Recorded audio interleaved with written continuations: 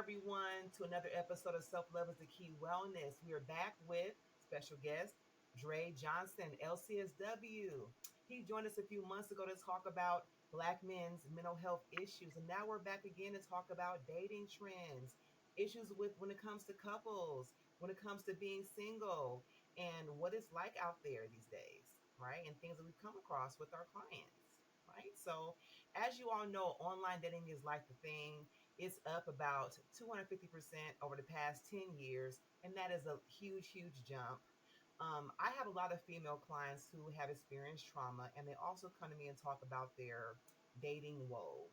In terms of dating complaints, Dre, what are things that you have come across with your clients?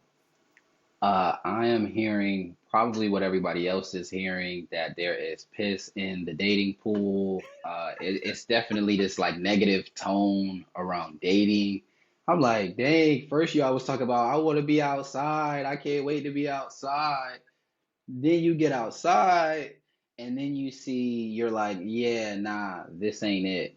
So I see a lot of I feel like people have unrealistic expectations. Some of it I think is due to social media and like what we see on social media. And so people think it's supposed to be like this. And even an example kind of adjacent to that. When people come to therapy now, therapy is a thing now that people want to do. It's kind of almost like a craze, a fad, a trend. It's trendy now to say, like, I got a therapist, I'm working on me. I'm So working on people are myself. coming, yeah, like, date me, I'm working on myself. And I say a lot of people are going to therapy, but not a lot of people are doing the work. And so some people come to me with unrealistic expectations of what therapy even is, and they think that therapy is going to be easy, fun, and will have these quotable moments like I'm Jan Van Zant or something like that. And I'm like, yo, that's not, she's not even a therapist, bro. You realize that, right? Like, sis, you know that's not therapy, what she's doing, right? So some things have to be unlearned and re-explained. We got to do a little teaching, like, hey, nobody said dating was going to be sunshine and rainbows, but it also isn't this hurricane that you're describing either. So I think when your expectations are off of what it is to be, you think that it's going to be super easy, and then you get in it and it's challenging to learn another person. Some people are kind of giving up a little bit too easy, and then they're kind of getting into this toxic. We see some all or nothing thinking here, some distorted thinking. So that's something that I have to unpack constantly through CBT or cognitive behavioral therapy to help people recognize, like, hey, just because you dated three dudes that they wasn't shit doesn't mean that all men ain't shit. So sometimes we're just unpacking those Right. things Don't in dating. overgeneralize. Absolutely. Absolutely. I'm seeing that a lot. What about you? A lot of the same. I have some complaints that I even took a chance to jot down, right? That people are complaining about when it comes to dating, right? So, like, we have the buzzwords right now. First of all, like, everyone's a narcissist. I've learned that Everybody. everyone is, right? Hmm. Or everyone, has mommy and daddy issues, like all of us do, which we probably do, which is fine. And then there's these things that we're doing, right? So the breadcrumbing, right? So that's the very common what you doing text. But what you doing every 3 days for months, right? People complain about that. People also complain about being asked out for dates, and then the day of, the person ghosts, doesn't respond, and they might pop back up a week or a month or a few months later, right? Another complaint would be love bombing. So I think people, like you said, have a very unrealistic idea about love and dating, and they think they're supposed to have this instant connection without really knowing someone. And so women are experiencing that, but also they're doing it to men too. And so they have this idea in their mind about what this person is, who this person is, and they don't really know that person. They're just projecting what they want Yeah. onto that person. And so they'll say, oh, that person is my soulmate, my twin flame, the love of my life.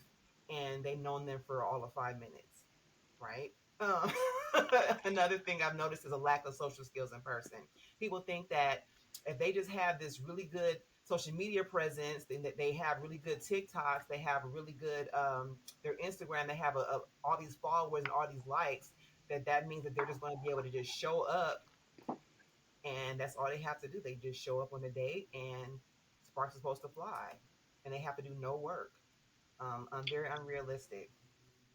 That social media thing is huge now. Like, I've literally had women in my office talking about dating, and like one of the things that they're using to compare is social media presence.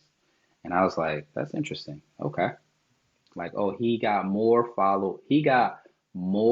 following more people than are following him, so he loses points. Whereas the other guy has this many followers, his follower to following ratio is better. I said, it sounds like you're doing some science over here. She was like, yeah, you told me to collect data. I said, okay. I don't know if I meant social media, but however you know. Mm.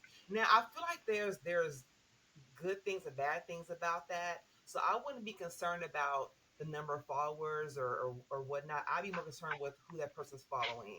So if that person, if all the man is following is just like Instagram models and like you know that kind of thing, and that's all they have, I think Nah, that's nah, more nah, nah. what Whoa, whoa. That's that's messed more up. of I think that's more of a red flag than how if they have X amount of likes or followers. You don't think so? How would you know though who he's following?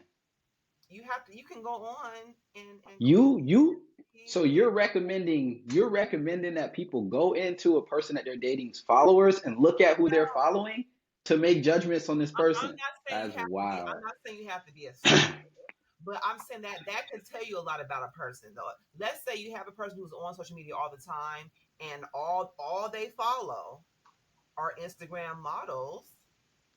I'd be concerned about, okay, so what are you consuming all day?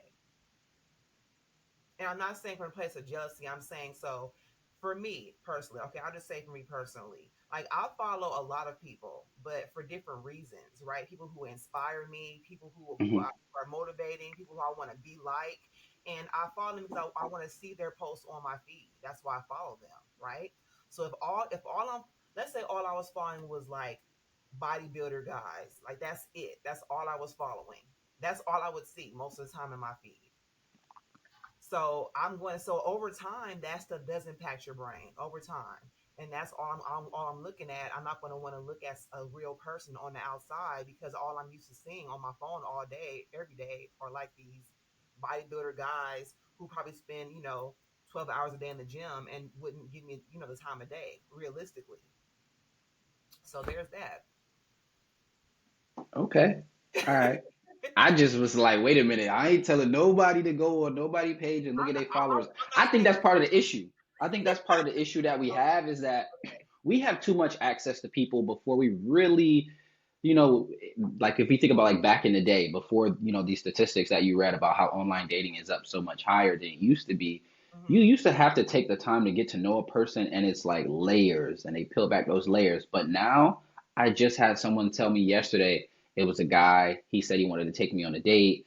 I got his phone number and then I took his phone number, put it on Google, found out where he lives. I got his address. I know where he works. I know. And I was like, wait, what? You can do that? They were like, yeah, you could do that by typing in a person's number on Google. I said, but why would you even like you did all of that? She's like, yeah, me and my sister, we got together and we went on and I was like, That's you should take the time. I mm-hmm. was like, you should take the time to try and get to know this person. Like she had just met the person Labor Day, like around Labor Day, and he wanted to take her out, but they hadn't exchanged numbers. So she was like, I can't really look him up yet because I don't got his number. But then she got his number and told me yesterday, like, yeah, I just looked him up. Me and my sister took the time. We found out where this person lives, his job, and all this and all that.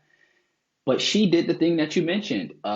They were already supposed to go out last week. The day of, she's like, hey, I know I said this would be a good day, but some stuff came up. I won't be able to meet. Are we able to reschedule? And she rescheduled. She didn't ghost him. She did hit him up and say, hey, can we reschedule? But they were messaging on the like Tinder, Hinge, whatever. Mm-hmm. I just think that I think that it's a little bit excessive sometimes. Like I'm not a person that just personally, I don't believe in like checking my partner's phone or my partner check. If I gotta do all of that, I'm adding extra work into a relationship that I shouldn't have to add. Like I don't want to be with somebody that I feel like I need to check your phone. If it get to that point, we need to have a conversation about if we want to move forward because trust is a This is so foundational important. block. Right. Yeah, like of a Right. relationship. And if you don't have trust, you don't have a relationship. Mm-hmm. I would say that women who do that, I don't know their history, but perhaps they have been lied to a lot in the past, and that's an example of women not healing properly, and because of that, they're taking that on to the next person, and they're not even giving Yeah. that person a chance. So they say, "Well, I'm just off the get out the gate. I'm not going to trust you, so I'm going to have to do my own investigation before I even meet up with you for a date."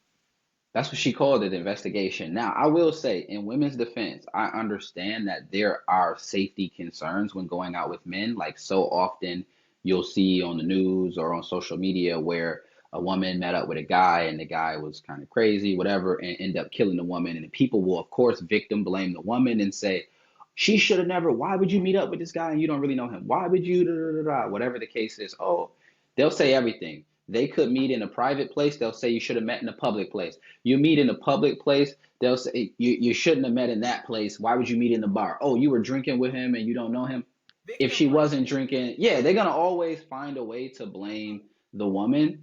Mm-hmm. And just real quick, I want to add this note in here because I think this is really important. Like I was just getting blasted on social media for this by some guy. The news was saying we're urging people to confirm that your Uber driver is the person on Uber. Check the license plate, make sure the license plates match, and share your ride with other people so that they know you made it to your destination. And I said, if that really pissed me off because I said, she could have done all those things. She literally, none of those things would have changed anything in this situation. And I said, we really have to go from telling women how to stay safe and start having conversations with men about how to stop harming women. That was all the comment said. That was literally what the comment said. Like, we need to Mm-hmm. move the conversation from how to stay safe and move it to having conversations with men about not harming women. And Right. men jumped on me. It was all men. I don't know if any woman got on me, but the men were saying like, "Oh, you're pandering. Stop pandering." I was like, pandering. A woman's life is gone. Like a woman was killed Yeah. on this post. What are you Why talking are you about taking pandering? it seriously? I didn't understand it. But then someone was saying like, it's not all men. You know, you need to just talk to. How about we have conversations with the specific rapist? And I was like, after the fact, like after they rape somebody and kill them and try to have sex with the body, like that's when we should have a conversation. That doesn't even make sense because unless you psychic, how do we know who these specific people are going to be? Then you had some men saying, "Oh, it's not just women. Men get attacked." I said, "Please show me one example where a female rideshare driver followed her customer to their house, got out, kidnapped him, shot him, and attempted to have sex with his body. Show me one. Mm-hmm. Show me one." I was going back and forth with these fools on the internet, which is one thing I don't condone, one thing I say never do. And on Wednesday, though, I just was like, I got time today. I'm ready for all the smoke because this is ridiculous. But, a friend of mine saw the post. The post really, I didn't realize the page I was even following was this big. But by noon, it had already had 1,000 likes on my post. Somebody was like, pin it. People were sharing it. One of my Wow. friends inboxed me and was like, Dre, stop going back and forth with these fools on the internet. I was like, nah, I know I stopped like 2 hours ago, but I was feeling some type of way. But I just thought that that was ridiculous, and it just kind of talked about like the culture that we live in. So I get it when women want to be safe, and they say, you know what, I gotta look this person up because I just need to know a little bit about him before I feel comfortable going. So I'm not saying don't do any research. I just think that's a slippery slope when we get so used to doing this investigation and then like, oh, he do this and he do that. And I think sometimes those things are used to say, I'm gonna rule this person out because he's not a lawyer or he isn't doing anything that I consider to be upstanding. Oh, he's just a truck driver or something like that. I see people being minimized for it. So I don't have a problem when women protect themselves and they take safety precautions. But I do think, on some levels it starts to show a level of anxiety. But I know anxiety is designed to help keep us safe. So I just think it's a slippery slope and something that should be talked about more of like, these investigations sometimes are helpful, but are sometimes harmful, and they reduce this dating pool that you say is not good. When some of these men are potentially safe, harmless, will like to take you out, and sometimes everything don't look right to you, so you like, nah, I'm good on it, and that's okay if that's what you decide. But I think Yeah. it's happening a lot more than it Yeah. should. It comes down to intention. Like, what is your intention when you're looking these things about this person? That's why I usually ask when clients tell me that. I say, well, what were you looking for? What were you hoping to find? And how is this information helping you with this person? Well, if it's like, well, I just want to know if he's lying to me. So has he lied to you already? No, he hasn't. Do you know this person? No.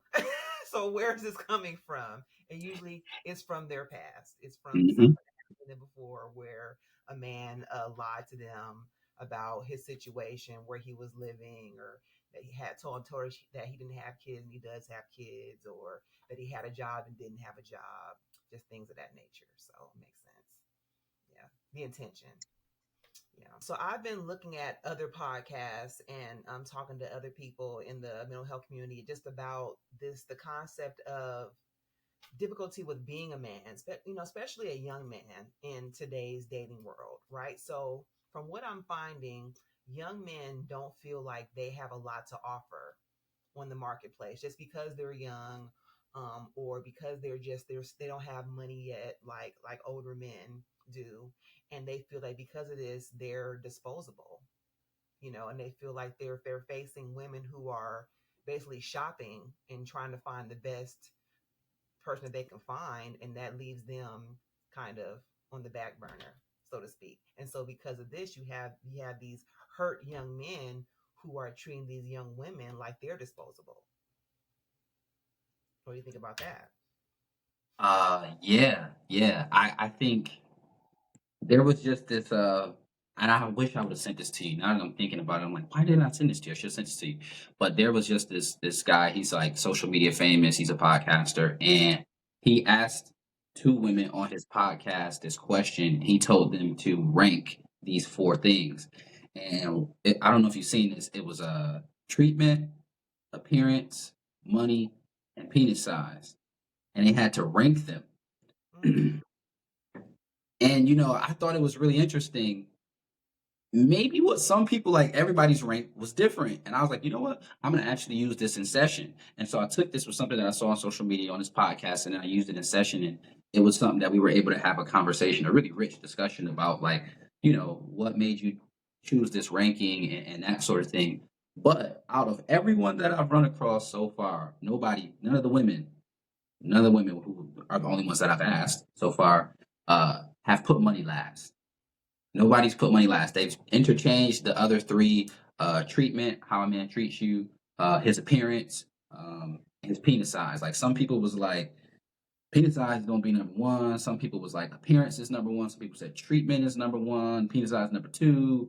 But nobody put money last. I thought that that was interesting. The only constant variable was that nobody thought that money was least important, which is something that I think is a today age era thing. Whereas if we maybe had asked our parents, a lot of them maybe would have put money last. Like, money is not like that huge of a deal. But now with social media, you see people driving Lamborghinis and Rolls Royces and Maseratis, and everybody is like, money is a thing. And, oh, if you ain't spending $700 on the first date, it ain't enough. And if you ain't taking me somewhere besides, what was it, Cheesecake Factory, I was Yeah, like, yeah, hold on, wait a minute now. Come on, we got to make sure this is making sense, because that's everybody ain't worth roof Chris now. Everybody ain't, we ain't there yet. We got to take some time. I don't know. Have you seen this thing where people are saying, like, so a lot of men, for me, a lot of men are talking about they're only being used for their finances. And so we talked about, like, some men have been discouraged that they don't right. even want to And they're date backing anymore. down. They don't want to Yeah, spend money because at of all. finance. Hmm. So we talked about, well, what are some ways that you could save? So we talked about, like, going on dates at the park, going for walks, museums and stuff like that, like just low cost things, going for coffee or maybe breakfast instead of dinner. And they've been telling me the feedback that they've been getting, which is something that I have experienced before, I will say. Some women are saying, like, no, I don't want to go get coffee. One woman told me when I lived in Florida, I remember I was like, I met this woman. She was cool. We exchanged information. I hit her up and was like, hey, I would like to take you out. Are you available for breakfast this weekend? And she was like, I don't eat breakfast. I said, what? I didn't even want to get into how it's the most important meal of the day. I was just like, wait a minute. Conversation is done for me. Because I was like, okay, well, what about like a early lunch brunch situation? She's like, I don't do brunch. I said, all right, I don't do you then. I'm good. We good on this situation. Because what are we talking about here?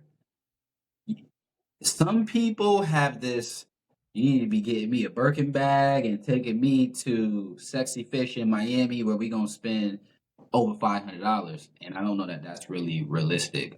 So that's just some stuff that I've been seeing. I don't know if you've been seeing anything similar to that.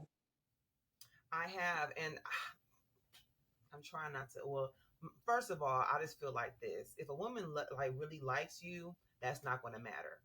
I Correct. think if her mind is in the right place of I'm dating because I'm really into this person, that's gonna be the furthest from her mind. She'll be Yeah. perfectly fine with going to get coffee, going to the park, going to the beach, going for breakfast, brunch. As long as she's with you, it's not gonna matter, Yeah.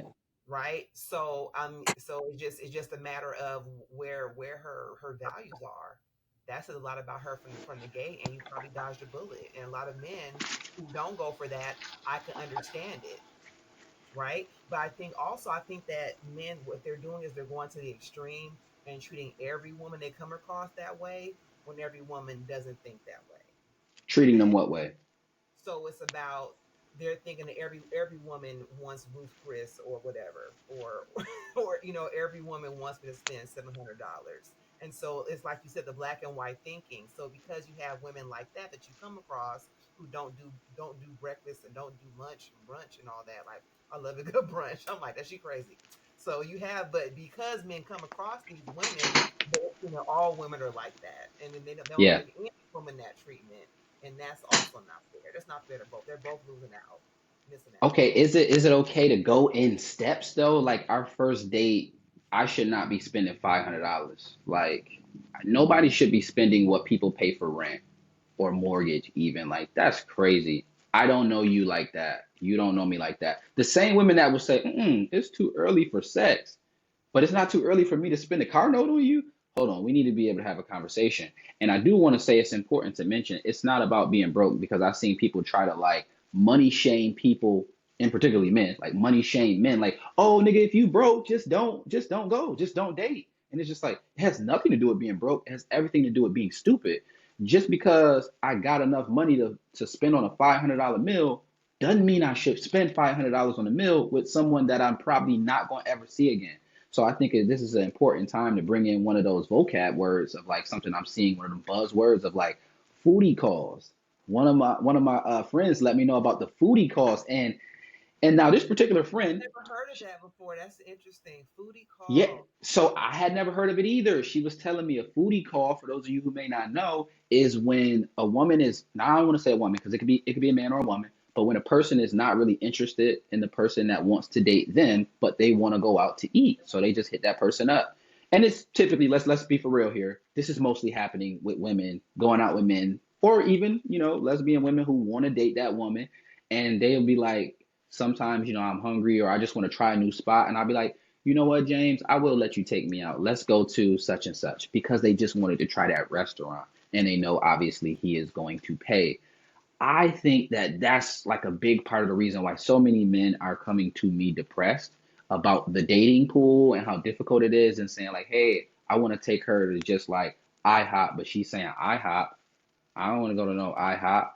And I'm like, that's a difficult situation. What would you recommend to the men that I'm working with that's saying the women ain't trying to do breakfast, they not trying to walk at the park, they saying they gonna make me sweat my hair out, my weave ain't built for that, I ain't trying to be out there, it's too hot, I don't like to walk. What are your thoughts?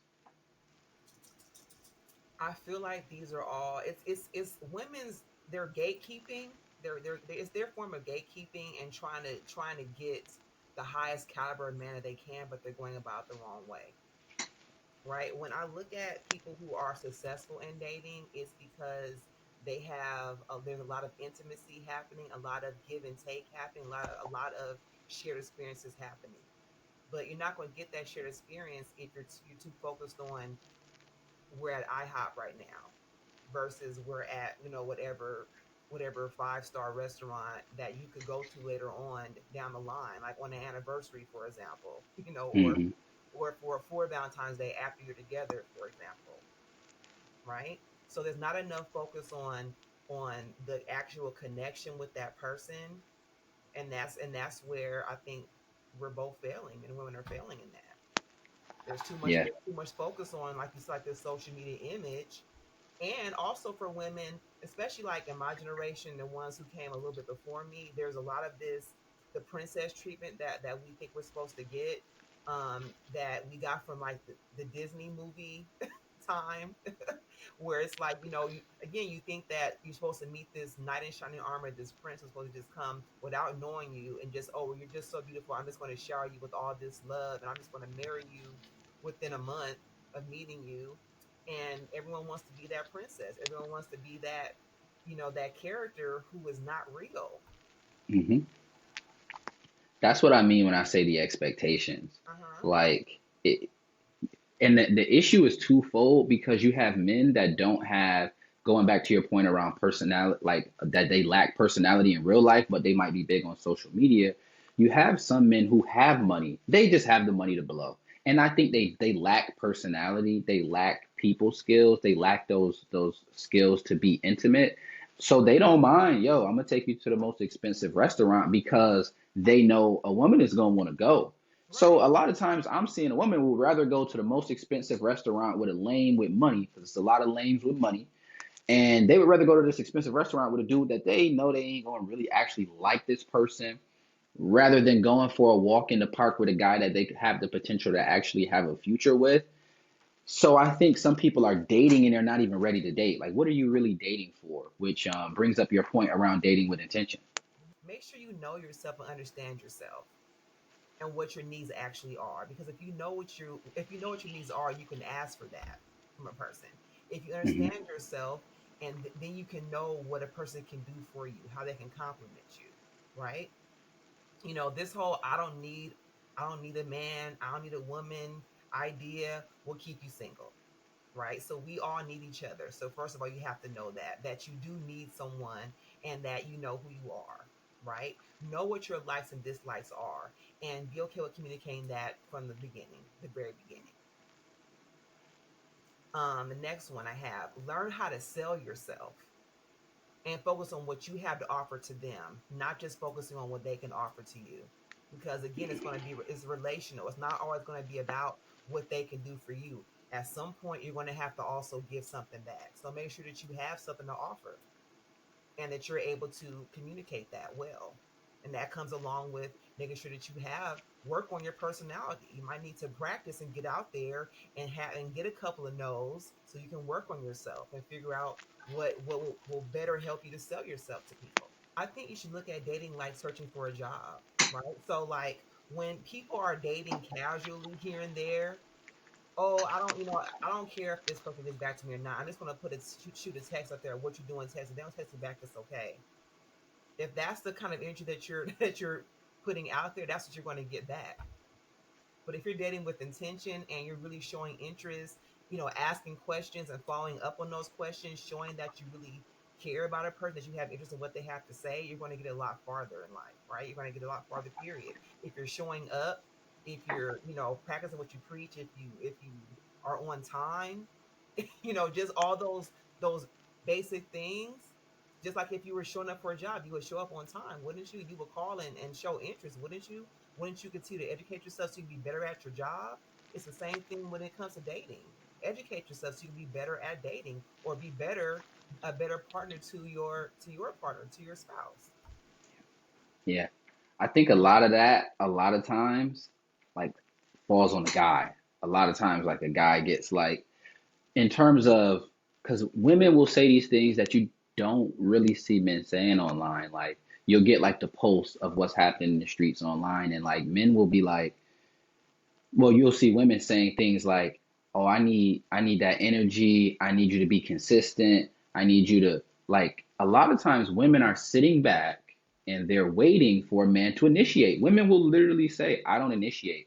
Women will literally call men sassy. I've seen it all over the internet where they calling men sassy, saying that men want to be chased now and men want to be women now. And I'm like, no, I think he wants this thing that you saying you about. You saying, "Oh, I match energy," Yeah. but you're not actually matching energy because he's been texting you for every 3 times y'all done text those 3 days.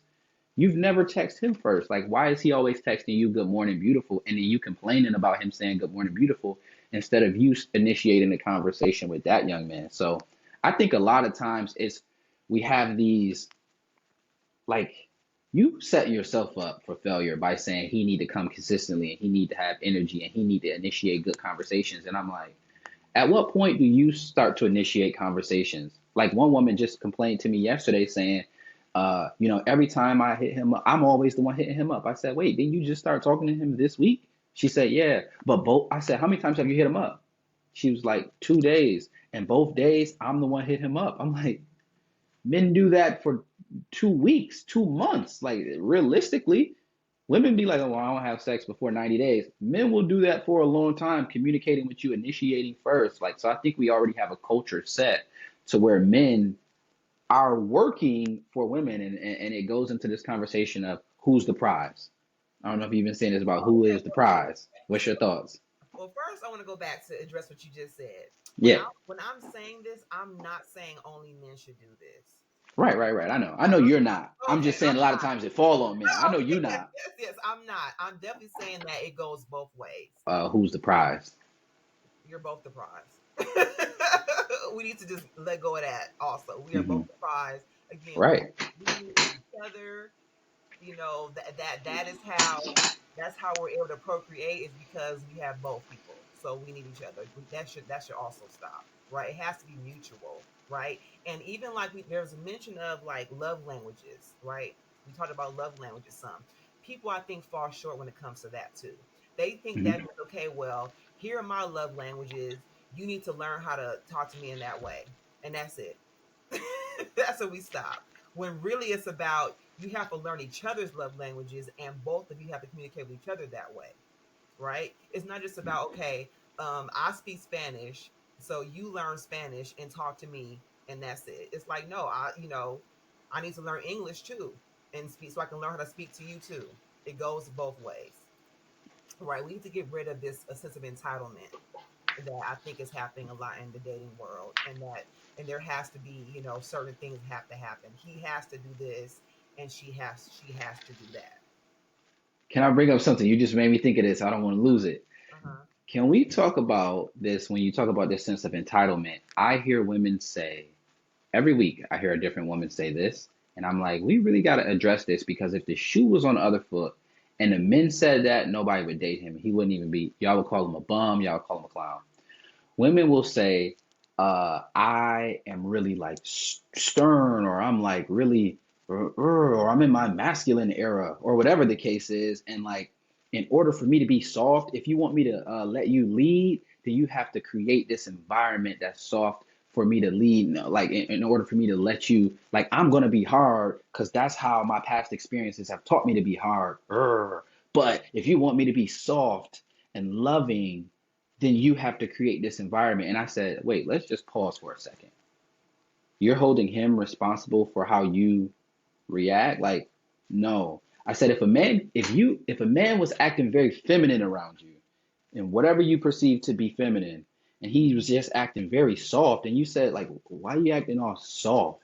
And it's like, if you want me to be stern and you want me to be more aggressive or more manly, you want me to provide and protect, then you have to create this environment where I feel comfortable and I feel like I want to be more of a I'm like, you would be like, what? I'm not talking to you if you coming at me and you're going to be feminine and you're going to be soft.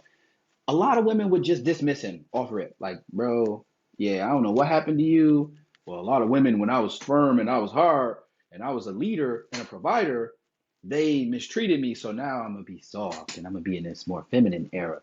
Women would not deal with that. Women not going to take that. So I don't think that when you talked about earlier, well, that says that she didn't do the work healing. I think that this shows like, well, sis, you didn't do the work healing, because right now you're holding him responsible for something that the last guys did, and that's not okay. You know what I'm saying? So like, I start a job. Let's say I start a job, and they say we want you to get here 30 minutes early, and I say, wait a second. The job starts at 9. Why do I need to get here 30 minutes early? And they say, because when the last person we had in this position and the person before him and the person before him, they always came late. So we need you to get here 30 minutes early. Well, hold on a second, sir. I'm not the last person, the one before him or the one before him. You're going to take out the stuff that they did on me. That's not fair.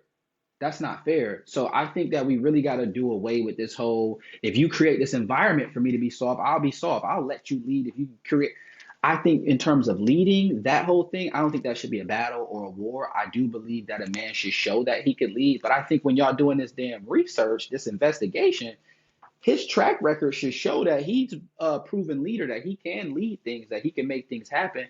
And that's why you're talking to him or dealing with him. I think you should allow him to lead until he mess up, like until he starts showing you that he can't. Give him that grace, because you want the same levels of grace, but I don't think men have that same, freedom and grace in that situation. Mm.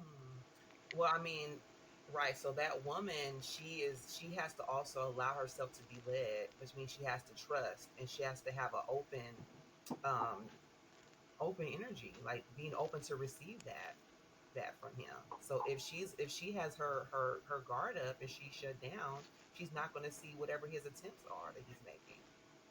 Hmm. Yeah. I hate hearing that. When I hear that from women, I'm like, oh my God, this is Right. So I problematic. get it, but I don't. Like I get it, but at the same time, it's like, did you give him a chance to? Did you give him a chance to provide that space? If you didn't give him a chance to, then it is what it is. It's like a man, like he can't lead effectively with you trying to lead. Like it's like a man is driving the car and you keep grabbing the wheel trying to like turn it, and he's like, what the, I'm not going to drive as effectively as I can if you grabbing the wheel and trying to turn and say turn here, turn here. It's like, just relax, I got this, like you're good. I think it goes back to what you mentioned around trust and safety. And if you already feel unsafe and you already feel untrusted, I'm telling you, you don't need to be worried about a relationship with anybody but yourself right now. You need to be fixing that for you. You need to be really trying to heal from that so that you can feel more comfortable going out on the limb, because dating is vulnerability, and that's like one of the hugest issues I see in my practice, is that people aren't ready to be vulnerable, but they're dating. Some are even in relationships and they're not ready to be vulnerable, and it doesn't feel like an equal situation, which makes me think about, like, is it 50-50 in a relationship, this whole thing. Some of them is definitely not really equal. What are your thoughts on that, this like 50-50 or whatever the case is in relationships? 50-50, I think is not accurate to what it should be, right? I think it should be 100-100. You giving 100% of yourself and that person 100% of themselves. Right now, whatever that looks like to each person, that can be debatable. And I think that's the problem that we come across sometimes, is that we all of us want to date someone who we think is on our level, whatever that means, on our level, right? Without recognizing that all of us are on our own separate paths when it comes to growing, becoming who we are. And our timelines are going to be different. I meet you at whatever timeline you're on at the time, and the same for me. So I have to trust that you're going to continue to work on yourself, just like I'm going to continue to work on myself. And so as you're working on yourself, your 100 at this time may be different than what my 100 looks like. But that's okay. It doesn't mean that you're not putting forth the effort and that you don't love me or that you don't care about me. And it goes back to what you're saying about, vulnerability and being open. You have to be able to communicate what your needs are and not let your ego get in the way of doing that, right? So you have to be okay with saying, you know what, I'm disappointed by this hurt my feelings, this made me sad, or this made me feel insecure, X, Y, and Z. What can we do about this problem? Right? I'm not attacking you, but I'm coming to you with a problem that we're having, and I want to figure out how we can work together and how we can fix it together. Right? So that's how you can be vulnerable, but also in a way that allows a person to not have to become defensive and feel like you're just going to attack them if you're being vulnerable with them about something. Yeah, yeah. I mean, it even makes me think about how people say I'm not vulnerable because in the past I was vulnerable and I got hurt. And when they say the past, I'll ask my clients, like, what's the past? When are you talking about? Like, and I'll ask, when was the first time you remember being like vulnerable and somebody using it against you? And 99 times out of 100, it's childhood. And it goes back to this like early childhood trauma that people have that they don't really properly heal from. And now they're just moving on, and we're seeing manifestations of that in their adulthood that really has to be healed in order for them to do the work on them to be ready to even give 100 to people. Because some people are giving 50, some people giving 60, 70%. And it's just not fair in a relationship. Like, I don't think it's really appropriate for them to even be looking at relationships now. You hit a nail on the head right there, because my most common treatment that I've been doing in the past year or so has been inner child trauma work. That's been coming up over and over and over again because we have to go back to the source, back to the beginning, and figure out what negative beliefs that you have learned from childhood that you're applying today, right? Because you mentioned like CBT, right? You mentioned like the concept distortions that we tend to come up with, like those negative beliefs that we have that cause us to make the same mistakes over and over again. Where did that come from? And like you said, it comes from childhood. And sometimes you have to be able to, you have to go back and really talk about what happened with your family, what you learned. So, like for example, a lot of us learned that you can't show weakness, right? That you can't show weakness, you can't make mistakes, you have to be perfect, or you learn, or you might have learned that your feelings don't really matter and that you should just bury them. And so if you grew up thinking that, then of course you're going to have a hard time being honest with your partner about something. You know, you're going to be on defensive mode all the time. You're going to have your guard up. You're going to have the walls up, and you're going to just have these instructions. Okay, well, you do this, and that's it. No further discussion. And I'm not going to tell you when I'm hurt. I'm just going to ghost you. You know, I'm just going to give you silent treatment. I'm just going to, or I'm going to like bust your windows out or something like that. And that's going to be how I express my feelings instead of like sitting down and having a healthy discussion with you about whatever happened. Yeah, yeah. And that's a big part too, where people aren't even, if you're from such an unhealthy place, things that are healthy seem unhealthy. And I remember when I went to Ghana when I was younger and I was eating some of the same stuff there that they had here. Like I was like, oh yeah, let me get a cheeseburger. And it tastes so different. I was like, oh, I don't like these cheeseburgers. Right? Like I didn't like the way it tastes. And it's Uh-huh. because it didn't have any like hormones added. It didn't have like any like GMOs. Like it didn't have all of the nasty stuff that they put in it in America so that we can keep it for so long. I remember the milk tasting different. I was like, oh, this milk tastes weird. These bananas taste weird. And it's because they're really organic, right? Like they've never been chemically or genetically modified. They don't have the preservatives. Like their milk, you had to drink the milk within like 2 or 3 days. Here, you can have the milk for like 2 weeks. You buy that milk on August 1st. It's like you gotta, Best Buy August 15th. Like you get it for like 2 weeks because we add these preservatives and things into it. But their milk is way more healthy. And I remember thinking like, oh, this stuff doesn't taste as good as back home. But it was because it was actually healthy the way that it was supposed to taste versus our way, which is way more unhealthy and causes like cancer and all these negative, harmful side effects. So a lot of times when you're from an environment that is so toxic or harmful, things that are healthy actually seem like, oh, no, I don't like that. And so to your point that you just made, I had a client who she was from a household that they were always arguing, always fighting. She was from an environment where you're always fighting. And she got with a man that was from like a suburban place and they handled their conversations, their confrontations with a conversation. It didn't get heated. Everything doesn't have to be a heated discussion, she would tell me, he would say. And she's like, yo, when I'm trying to argue with him, he's cooling down and he's like, yo, you're gonna be arguing with yourself. Like, I'm not even gonna talk to you if you're talking to me like that. And she's like, I'm confused. Like, what? And even after he like apologizes for something, I'm still like hyped up, ready to argue. Like, wait a minute, we gonna go? And he's like, babe, you want popcorn? We passed that.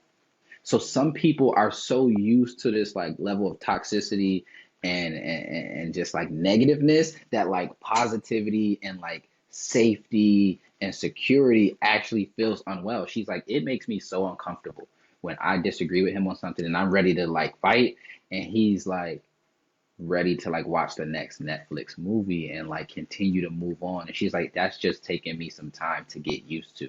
So you just made me think about that. Yes, right. That's why a lot of couples need to learn basic communication skills and learn how to forgive, like how that the action of forgiving, really, right? Yeah. If you come from a chaotic environment, you come from a place where you feel like you have to store up information to use later, and that means that you have to hold on to things because you never know when you might have to whip that thing back out again like a weapon. Whereas if you Hmm. learn to really forgive, you're able to really say, okay, I'm going to allow that to pass. I'm going to move. Yeah. I'm going to really actually move on from this. I'm not just going to say I forgive. I'm going to actually do that in my Yeah. actions. Yeah. A lot of times, you mentioned communication like 3 times today. I think a lot of times people will kind of overuse communication. Like I know I understand what you mean when you say communication, but a lot of times in relationships, people aren't clear enough on communication.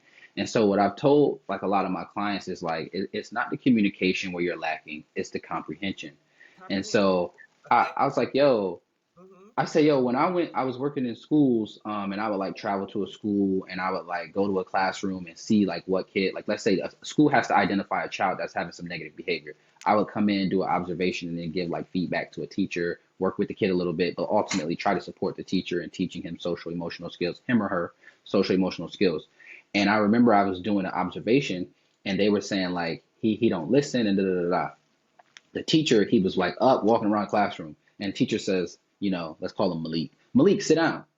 And he's like, and she's like, Malik, sit down. So he goes over to his chair and he puts like one leg in the seat and he like sits down on his knee.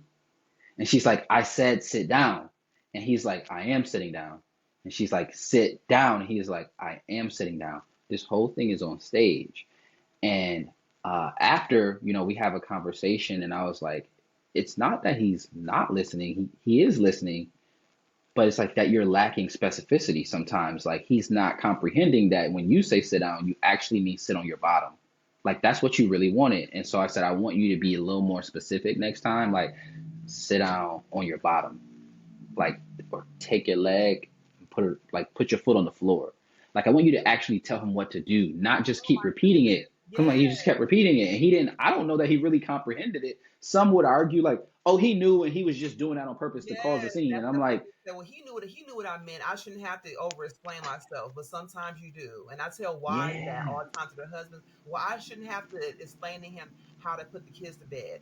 I'm like, yes, yes, you do, because you get yeah, upset if he doesn't do it the right way. He doesn't do it how you would do it. If you give him instructions on how you do it, if you did not, yeah. if he's going to do it his way, he's not going to do it how you think it should be done because you didn't give him instructions on how it should be done.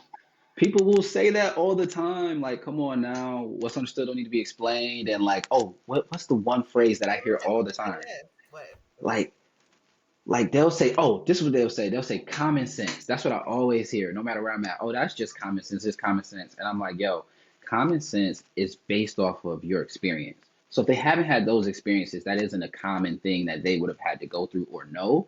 And so I remember when, to your point, around people getting frustrated when you don't do it the right way. yeah. When my brother had a daughter, so like my niece was the first baby's diaper I ever changed. Hmm. And I remember like everybody around me giving all this feedback, like, that ain't how you do it. That is not how you change. And I'm like, well, what the hell? Tell me how to do it. Don't tell me how I'm doing it wrong. Tell me how I'm Right. supposed to do it. And then I remember like the second time, they're like, you still doing it wrong. You still like, yo, just tell me how to do it. It's gonna Right, take right. more than one Did they time. tell you how to do it? Did they actually sit there with you and say, okay, first do this and then do this and make sure you do this, and then you would do it. Then you would do it the right way. Hmm. Yeah, only after I had gotten it wrong would they take time, be like, yo, you getting it wrong and this is how you do it. And I'm like, it's gonna take me more than one time. I'm gonna need a little more practice. Like you're gonna have to tell me three, four times, like, oh no, you're supposed to do these flaps before that flap. You can't just do that flap or it's gonna sag down or it's gonna come up.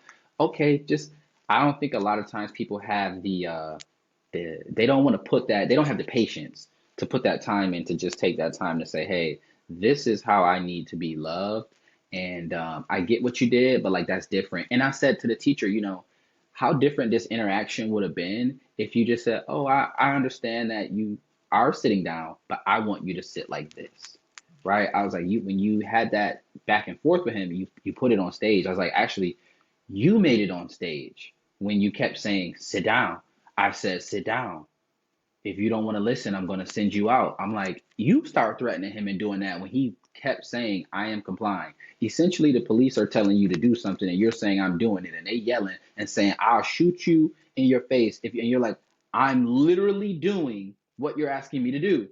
It's a comprehension thing a lot of the times. I don't think people are explicitly on intentionally ignoring what is being asked of them. Like, I don't think the kid was doing that. I don't think Sonia Massey was doing that. I think this was an issue of like comprehension, and it needed to be de-escalation, and it was escalation. Hmm. You brought up something I wanted to like circle back to. We So I had asked you about in relationships of like 50-50, and you said like I believe a relationship should be 100-100. Everybody putting forth their best effort. Hmm. What about on dates? Because that's the conversation that they're always having on social media, and I always hear, again, I work with a lot of men and women, almost like 50-50 in terms of what I have in my practice, but the men are like, they always get shamed for wanting to go 50-50 or wanting to pay for this date and the person get the woman get the next one, and they always are told like, oh, you a broke ass dude and da da da da, and like they get ghosted and stuff after things like that. What are your thoughts in terms of dating if we're saying this should be, we should both be interested and I don't have to only text her, she could text me first too? What are your thoughts on dating and that bill comes? Is 50-50? Because I know so many women saying, I don't date no 50-50 dude. Oh, no, no, no, no. I think this is something that you have to discuss very early on when you're dating a person. You should be honest, just ask them, what are your feelings on this? What are your thoughts on paying for dates? That way no one is disappointed.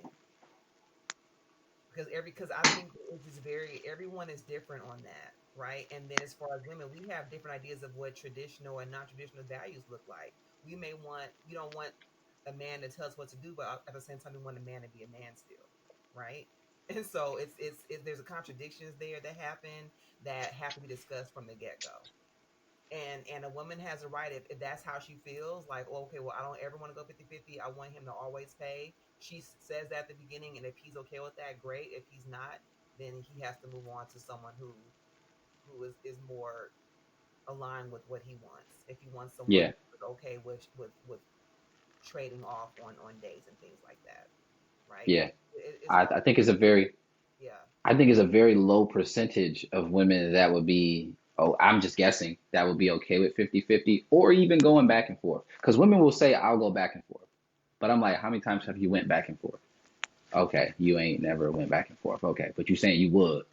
That is not enough, because if a man tells you this is what I would do and you say you've ever done that, and you say no, that's the thing that you say, well, I don't trust that he's a leader, because women are saying when I do my research in this investigation, I want to see that he has a proven track record of doing the things that he say he's going to do. I don't want to date. I have a lot of clients in their 30s and they're saying they don't want to date the potential guy. They's like, I've done that. I'm doing my thing now. I'm low key successful in my own right. I don't want to date the guy that's like, oh, I'm about to go back to school. I'm about to look for this certificate. I want a guy that's already Already doing there. his thing. Right. So they say they don't want potential. They want a guy with a proven history of doing things and still looking to move up. So in that same way, yeah, what's your thoughts? I think women need to. There's nothing wrong with that, but don't forget that you should be focusing on what you have to offer to him as well. It's not always about what he has. It's not only about what he has to offer to you. How are you going to show up as a helpmate to him? Make sure you have all that situated, right? Make sure that you're prepared for what you ask for. If you're asking for someone to be 100% provider, are you going to be 100% supporter of them? And that might mean you might have to step back from what you're doing. You might have to take a step back from your business to support your man and what he's doing if you want to pay for everything 100%. So it Ah, goes both ways. It really does. You have to make sure that you know what you're asking for, and that okay. you're prepared to be that trophy wife that you want to be, or that stay-at-home wife that you want to be, if that's what you really want. Because a lot of times they don't want that. They still want to have their side hustle, their business, doing their lashes, their wigs, or whatever the case you want to have. That's fine. Side hustle. They just released research saying that 80% of married women got a side man, like a backup man. So they got a whole brother waiting to the side. Throwing me There off was just now. research. There was research literally just published that said 80% of women, married women, 80% of married women have a backup guy on the side in case things don't work out with their husband. They have this guy that's Everybody does. I've seen those. I've seen those reports, and guys do I too. Guys do too. I didn't see the one about the men. I saw the one about the women. That's all I'm gonna speak on the But facts that wait I a saw. minute, but I don't know about the other. you just went I need off to see that. topic. No, no, that's what you just made me think I about was when you okay. said they have these side hustle. They want to still do side hustles. I'm like, side hustles. They still got side.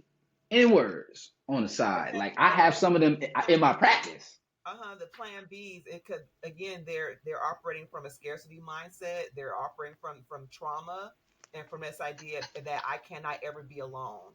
If I'm alone, that'd be the worst thing in the world for me to ever be alone. And you gotta be okay with being alone first before you can be with somebody else. First of all, if you can't be alone, you don't really like yourself, and You speaking and preaching now. you don't know yourself completely. So Okay. All right, I like that. What are your thoughts on the love bombing? That's a huge thing that's coming up a lot. Can you talk a little bit about what love bombing is and what it isn't? Because sometimes people is like, yo, he just coming with that energy. It's chemistry. It's on point. So how does someone know the difference between if it's just organic chemistry, if it's a vibe, or if it is love bombing? information, right? How does a person within 1 week know that you're the love of their life, that they want to get married and have kids with you, and they want to move in with you based off of knowing you for a week or a month, even a very short amount of time? Usually, when a person is being love bombed, that person, they're soaking it up like a sponge because they don't get it a lot, and they will cling on to it quickly, as opposed to saying, you know what, you should already know that you're beautiful. You should already know that you have a lot to bring to the table. This one person come in telling you that, okay, that's great. Thank you for affirming that for me, and let's see how this goes. Right? If that Okay, so how do you tell someone love bombing? If they get upset the minute you say no to something, that's because they're probably trying to use you. So if they're Mm, if they're give you all these compliments, right, for like let's say a week or something like that, or a few days leading up to a date, and then they go for it. They're usually going to try to cross a boundary with you, and they want to sleep with you very very quickly, or they want to move in with you. They want to put a bill in your name. There's going to be something like that behind the compliment, right? And the minute you say no, the energy will change. That's how you know it's love bombing. And that's how you know it's because it's a form of manipulation to get you to do something that you wouldn't normally do. Very, very as that quick as quickly as possible, usually. mm, sex. Sex, or like I said, it could be sex, money, I need a place to stay. I'm a hobosexual. There could be any of those things, right? So there's a term I put out there, the hobosexual, right? The person doesn't have doesn't have anything, or it's tax season. They come around when they know you have some money, and all of a sudden they're showering you with all this attention and this love because they know that you just came across a lot of money, and they want to see if they can get some of that from you. Mm. Oh wow. Okay. All right. So that's kind of like in what was it? Friday After Next when he said, "Oh, relationship? No, I usually cut them off around this Christmas season, so that way I ain't gotta buy them nothing." So it's kind of like the opposite of that. That's Understood. manipulation as well. Yeah, like you have some people who they'll make sure that they get to argue with you around a holiday, around your birthday, around Christmas, around Valentine's Day, anything that requires them to have to give you extra time and money. They have an excuse for it, or they have a reason why they can't do it, or they just start an argument, a crazy argument, and leave right around that time. Mm. One recommendation I would give to folks is to find out their attachment style. I think that would be super helpful in relationships. A lot of people are using the love languages, which are fine and dandy, but it's actually more helpful to learn about your attachment style. That will tell you more about yourself, more about how you will love, more about the things that you do in relationships and when you're on your own. So I always recommend that people look up their attachment styles. That's like a I don't call it homework in my practice. I call them therapeutic exercises or Hmm. therapeutic tasks to complete. But I always give that as like one of those exercises is finding out your love language. I mean, sorry, not love language, Your but attachment your style. yeah. Yes, your attachment style. And I agree with you on that. I work with a lot of clients and talk about that as well, and then talk about so they usually ask, okay, now that I know my attachment style, what now? What do I do with this information? Right? Yeah. One of the things that I think is helpful with because I know one of the biggest things that we're hearing now is every man, I mean maybe not just men. I hear it mostly from women talking about exes. I literally just had a consultation Tuesday and the woman said, Oh, this guy, he was the worst. Now, I'm not a clinician. I know you a clinician, but ooh, I could tell you he was a, and I said, pause, pause, pause, pause. I don't mean to cut you off, but let me guess, a narcissist. She said, yeah, everybody's a narcissist today. Right, right, Somebody doesn't do what you want, somebody don't do what you like, they're a narcissist. right. Now, I don't think, like, I'm like, yo, it's really a very small percentage of people that are actually a narcissist.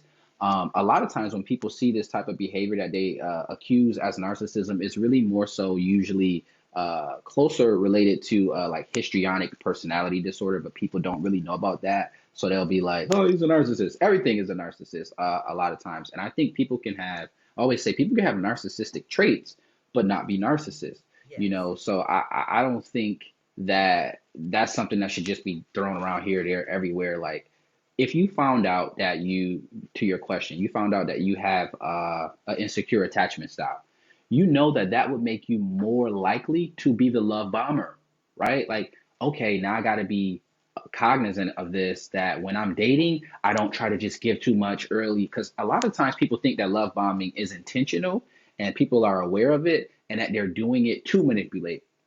A lot of the times it's happening subconsciously and a person is literally just pouring themselves into a person and not even recognizing that, like, hey, this isn't really proportionate for, like, you've only known her for 2 weeks and you're talking about marrying her and having children with her or whatever the case is. A lot of times they don't even recognize that because they don't know that their attachment style is like this. Like, yo, they just think I'm just so good at connecting with people, and it's like, hey, You're anxious sometimes, attachment style. yeah, And so that absolutely. anxious attachment style and a fear of abandonment go hand in hand. So you have this fear that, okay, well, I like this person a lot. I don't want them to leave me, so I have to do everything I can to keep them around.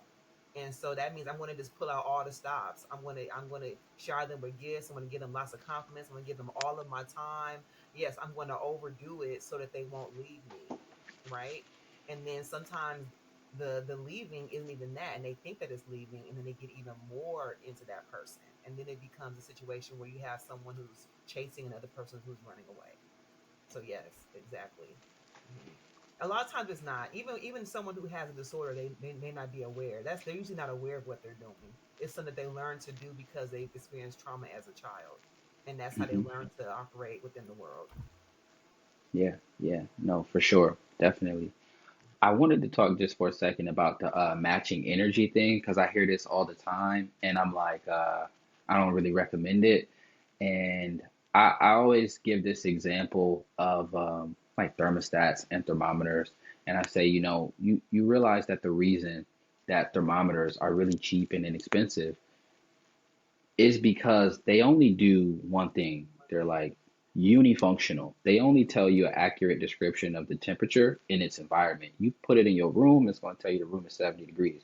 You put it in your mouth, it's going to tell you that, your body temperature is 98 degrees, right? It's only going to tell you an accurate description of the temperature in any given environment, which is why you can go to Family Dollar and get them. You can go to Walmart and get them wherever. You can just go grab one for cheap, but a thermostat is way more expensive. And anybody that has a house and never had an issue with a thermostat knows you got to call a specialist. You can't just go to Walmart and necessarily just get that fixed. You can't go to the Dollar Tree and get another one.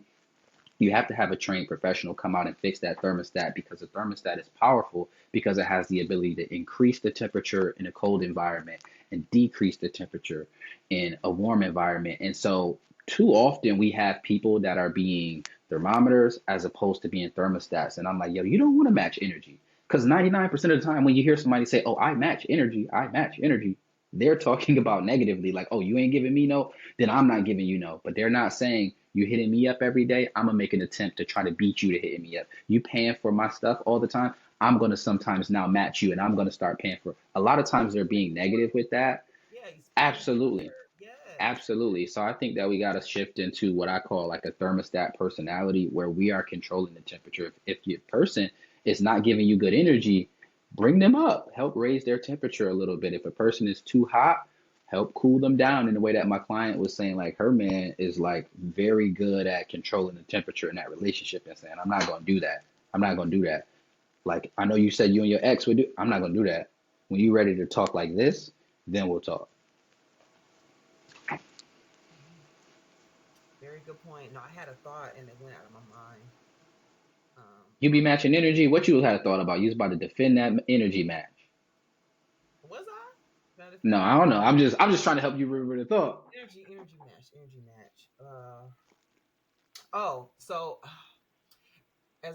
so when you're talking about matching energies, sometimes you have to be the one who is, like you said, the thermometer. Sometimes you have to stop, and before you perceive it to be negative, check in and ask the person, are they okay? Are you okay? How are you doing? What's happening? I'm noticing your body language. You look like you're upset. Did something happen at work today? Did something happen with your family? Did something happen at work, or at school? What is going on? Don't all assume that person has an issue with you. It might not have nothing to do with you. Yeah, yeah. And that's where I feel like, as a society, a lot of us, we talk about people who are narcissists. I think all of us have a little bit of that in us now, more than we did in the past. All of us want to have that main character energy, but it can sometimes be to our detriment, because we think that everything is negatively against us, when half the time stuff not even about us, like, at all. Yeah, I'm going to challenge this one point though, that it's more a now thing than before.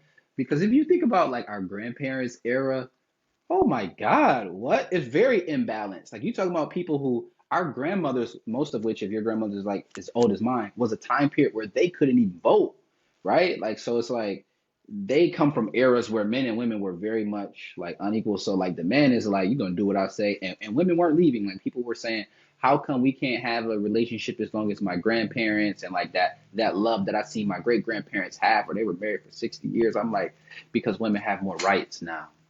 Women are more educated now than they were then, and so women don't have to stay in the way that maybe your great grandmother had to stay. Because what is a 50-year-old woman going to do with children and single at that time period? Like it's very different now than it was then. Uh-huh. So I think men could afford to be a little bit more controlling then. Now women got options and men know it. Like they got way more options. So like we gotta kind of be on our P's and Q's. So I'm just gonna say I think that our era is less narcissistic than like our grandparents' era. We just probably didn't view it that way, but high key, like it's just different because a lot of them are from the South, and just all of the cultural things of like men, all of the things we're battling today. A lot of them come from like that era of like, Own our own businesses, work for ourselves, get educated, and live on our own if we want to. Hmm. yeah, yeah, Yeah. Okay. So there was an article I was reading about. It's a couple of years old now, but it talks about time bound commitment. And so the concept is that when you're dating somebody new, a lot of times when you're in the dating, the very beginning stages of dating, you're both anxious because you both feel like the other person is shopping around, right? And so it's like, what do you do with that information, right? So with time bound commitment, it says that, okay, you meet somebody, let's say you're both dating, but you say to this person, I really like you a lot. I want us to continue this dating that we're doing for about 3 months. And then after that 3 months, we want us to be able to come back together and talk about how we feel about the 3 months, how that went, and decide if we want to keep dating or if we want to make this something more serious. So again, at the very beginning, having a very upfront and intentional discussion around where are we going with this, right? As a way to navigate not always going into the situationship space that people tend to talk about, that's happening more so today. but situationships. I think those situations come just like how you were saying earlier. Situations happen as a result of a lack of intentionality and Yes. not having really strong boundaries set of saying like, yeah, I'm not going to do this. I'm willing to do these things, and like we got to meet somewhere in the middle and kind of find a good compromise. But a lot of times people are like, I'm just going with the flow and we'll just see where it goes. And you end up in this like kind of Oh, gray area where somebody's like, yo, with you the got a flow. man. And then you're like, it's complicated. Like people will see this post all the time where like, I don't got a man, but I know somebody that would be mad if they saw this. Like I know somebody that would be mad if I said I'm single type situation. Like, oh, so you got a situationship. Problematic. Problematic for the most part. Right. And so I ask my clients, how long is that okay? Like what is your timeline on that? And if you don't know, you need to figure that out, right? And it doesn't have to be 3 months. That's just an example, right? It could be 3 months, 6 months, nine Yeah. months, 12 months, whatever. Hopefully, it's not years. I would never recommend that for anybody. But I think at the beginning, you should have a discussion about what your intentions are with that person, and be honest about how long you're willing to be in that space before deciding that you both are going to go your separate ways or lock it down, make it something more serious. So how are you in terms of with timelines? Like when people will create these timelines and say like, we'll determine within the first, I don't know, let's say 4 months of dating if we want to have something more serious or we want to move into a relationship, or if people say, hey, I have a woman says I have a 30-day rule or 90-day rule. What are your thoughts on timelines and having these like numeric benchmarks in relationships and dating? I think it depends on the person, right? For some people, it can make sense. For some people, not. People who tend to shy away from that, they may have commitment issues, right? Or there may be something else going on with them, and it may be that they're really not looking for what they think they're looking for. So if you really want to be with somebody, and someone says, okay, let's think about this. Let's date each other with intention over the next 3 to 6 months. If you really want to do that, then that shouldn't be an issue for you. But if it is an issue, then you have to ask yourself, what do you really want then? Are you really looking for something serious? Or are you looking for something casual? Because if you are, then you are. And then you can move on to someone who is not going to have a timeline. Can people change? Like when you start with something in the beginning, like this is what we wanted, we want to figure this out in, let's say, 4 months or whatever. And then over the course of getting to know that person, there's things that you see or whatever that maybe you start to develop this mistrust when you didn't have it in the beginning. Is it appropriate to be able to say, hey, after some time, I've reevaluated and I don't know that the 4 months is going to be enough time for me to make that determination if I want to be in a long term relationship with you? Maybe we need to extend that time or just get rid of the time thing altogether. What are your thoughts on that? Because I've seen that happen. I think that you should be open to negotiations, right? So just it goes back to what I was saying a bit earlier about approaching dating like you're approaching a job or work. And you have to be able to sell yourself, and it also means you have to be able to communicate effectively and negotiate when needed. So if you need to go back to the table and say, okay, well, I think I need 2 more months, I had I'm going to be okay with communicating that with that person and then explain to them why. That I'm selling myself to say, so here are the things that are a concern for me, and here's why I want to give this 2 more months. I'm not saying I don't want to date anymore, but I want to give 2 more months, and here's my reasons. I have very specific reasons, right? Not just saying I'm done with this and in a discussion, nothing else. Communicating Right. effectively that. So that's always something that's on the table. Mm. You have to get Okay. better All right. with skills or negotiation. hmm Okay, so the black men in my practice, a lot of times they don't feel like they're getting enough respect from their women. Like they feel like the women are not doting on them. They don't take care of them. They don't ask how they're feeling. They don't ask how they're doing. You know, for them to cook their man a meal or make them a plate, like they act like that's like it's an offense to them to do that. Whereas men are going overseas or they're dating out their race and they're getting women who are more willing to dote on them. This will be the last question.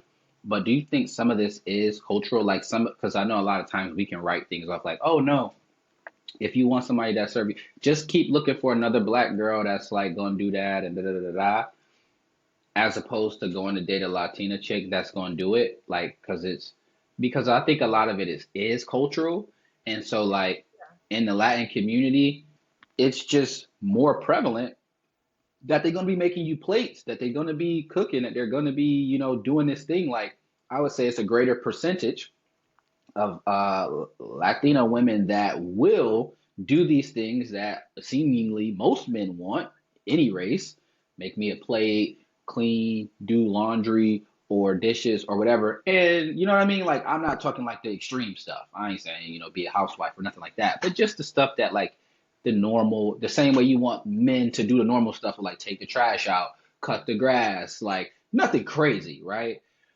Plow or shovel the driveway, just regular stuff. I think that some of that is on a percentage base. So I'm not against interracial dating. I personally, Against it uh, either. Just yeah, for the like right reasons. I don't think you should bash your own race. That's the yeah, thing. no, no, no. don't bash your own race and then use that as an excuse to go outside your race. That's when I have the issue. Yeah. Yeah. But if you looking for something, man, get it how you live. Get it how you live. I just think a lot of times when it comes to dating outside of the black race, a lot of times it's this sometimes I think it's some this internalized like self-hatred and this anti-blackness that I'm seeing. It's like it was a famous NBA black man, famous NBA coach Hubert. He just was, I don't know how long ago this was, but I just seen it on YouTube yesterday where he just kind of like randomly he got donkey of the day on Breakfast Club because he randomly in a press conference like after the basketball game or something he randomly like shouted out his white wife and was saying like I'm glad I got a white wife or something like that. I didn't actually hear the clip, but I just saw that he got donkey of the day for having a white and they said, you know, Coach Hubert earns donkey of the day for randomly saying how he loves the fact that his wife is white randomly during a press conference. Like that was the headline on Breakfast Club. So I was like, he did what? Like And why? this is Like a good why did he coach. say that? Did it say why he said that? Was there something behind I it or? I think it's because we recognize some explicitly and some implicitly that white lives are more valuable than black, right? Like some people see that on an explicit level, some people just implicitly, but like being attached and closer in proximity to whiteness brings you up. You look at Tiger Woods.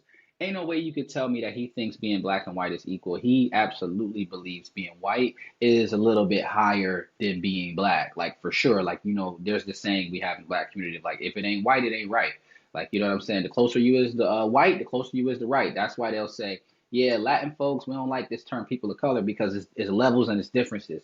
And Latin folks, they don't get treated like white folks, but they get treated better than black folks, which is true in a lot of cases and shows up in a lot of studies. So I think that there's you know, some truth to all the things, but if you want to date outside your race, go ahead. I ain't gonna be encouraging you to do nothing that you don't want to do, whatever is your comfort zone. So I want to speak to that what you were saying about culture too, though. In the Latin community, they are women are raised to cater more to the men, to the male, everyone who's a male. You know, fathers, brothers, and also their partners, right? Whereas for us, we have a disadvantage because families were separated for different reasons. You know, over the years, you know, be it slavery, be it like the crack epidemic, be it like the rise in the use of um, public assistance and what that requires, all those things have kind of separated the men from the women, and it's been perpetuated. And then so women, people like me, right? I grew up around strong black single mothers. Thank you so much for coming back. I appreciate all of your gems and look forward to seeing you again very soon. Thank you so much. Thank you. Thank you for having me. Appreciate you.